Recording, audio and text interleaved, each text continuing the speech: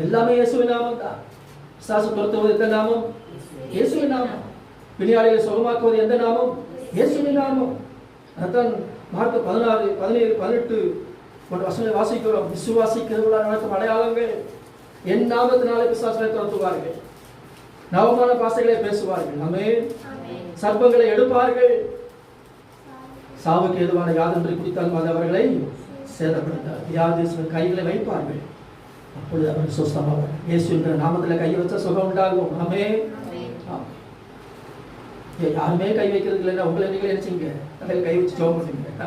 ஐயா கை வைக்கிறதுக்கு ஆளே இல்லையா? பரவாயில்ல, உங்க கை இருக்கு, நீங்களே என்ன செய்ய? இயேசு நாமத்தில் சுகம் உண்டாவதாக.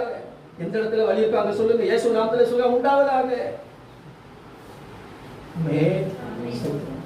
உங்களுக்கு சர்ப்பங்களை எடுக்கக்கூடிய இயேசுவின் நாமம் உங்களுக்குள்ள இருக்கிறது. சோத்திரம்.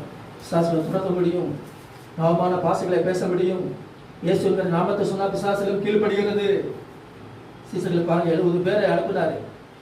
அவர்கள் ஊழியம் செய்து விட்டு வந்து சொல்லுகிறாங்க, ஆண்டவரே உங்களுடைய நாமத்தை சொன்னா பிசாசு கூட எங்களுக்கு என்ன செய்யுது? கீழ்ப்படுகிறது. இயேசு நாமத்துல பிசாசுல என்ன பண்ணுகிறது? கீழ்ப்படி. நீங்க பிசாசுக்கு பயப்பட வேண்டியது இல்லை. இயேசு நாமத்தை சொன்னா பிசாசு உங்களுக்கு கீழ்ப்படியும். ஆனா அதற்காக நீங்க சந்தோஷப்படாதீங்க. உங்கள் பெயர்கள் எல்லாம் எங்க எழுதப்பட்டிருக்கிறது? சீப்புஸ்ல எழுதப்பட்டிருக்கிறதுக்காக சந்தோஷப்படுங்க. பிசாசுலாம் கீழ்ப்படுகிறதுனால என்ன பண்ண வேண்டாம். அது சாதாரணம், அது கீழ்ப்படியத்தான் செய்யும். சோதரம். லூக்கா 10:17 வாசிக்கிறோம். உங்களுடைய நாமத்தினாலே பிசாசுகளும் உங்களுக்கு கீழ்ப்படுகிறது என்றார்கள்.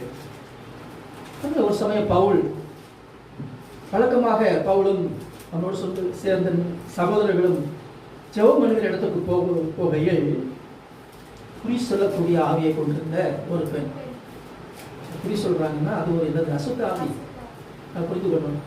அங்கே போனால் ஏதோ நடக்க போனதான் சொல்றாங்களாமே. குறி சொல்லுகிறார், கவனமாக. இயேசுவின் நாமத்தினாலே சொல்லப்படுகிற வார்த்தை தான் அது தீர்க்க தரிசன ஆவியினாலே ஏவப்பட்டு பேசுகிற வார்த்தை. குறி சொல்லுகிற ஆவியினாலே அந்த வார்த்தையை போய் கேட்டுட்டு நம்ம வரக்கூடாது. நல்லா புரிஞ்சுக்கணும், தெளிவாக புரிஞ்சுக்கணும். சில பேர் பாருங்க, குறி சொல்லுகிற ஆவியினை போய் கேட்போம்.